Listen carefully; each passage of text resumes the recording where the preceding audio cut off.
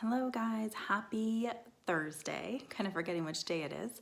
I want to talk today a little bit about reflexes and the visual system and how they're related.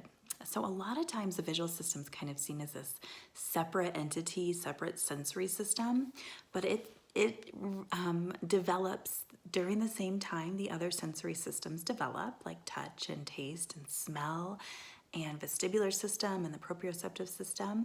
And all of that happens during infancy and beyond, same time that the reflexes, primitive reflexes, are being integrated, emerged, activated, and then integrated.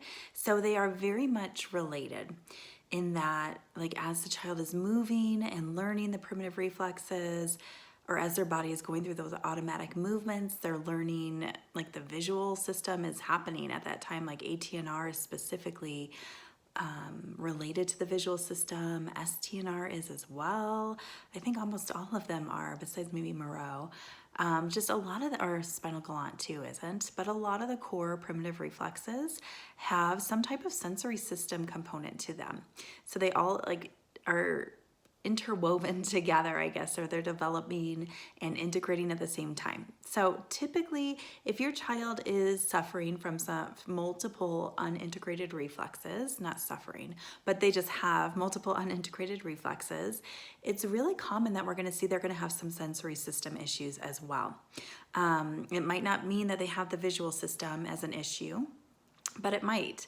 And I do see a lot of times therapists, although this is changing, kind of only focus on the vestibular system, maybe auditory with a listening program, maybe the touch, but they kind of gloss over or don't even look at the other systems, because vision has always kind of been this thing that, oh, you go to the eye doctor, you do vision therapy, it's separate.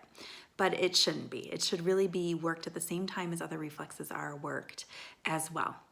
Now, it does not mean 100% though that if you have a vision problem that your reflexes are out, and vice versa. It doesn't mean if you have reflexes that are unintegrated that your visual system and all the sensory systems are out. There's definitely areas where that doesn't happen. I mean, even adults can walk around with a couple unintegrated reflexes and still be functioning fine, just as well as I've treated patients who've had totally integrated reflexes, totally fine, but their vestibular system was totally off and created problems with anxiety and movement and other issues. So it's not always both, but I would say when we see both is when a child is having functional problems. So you have to see a problem.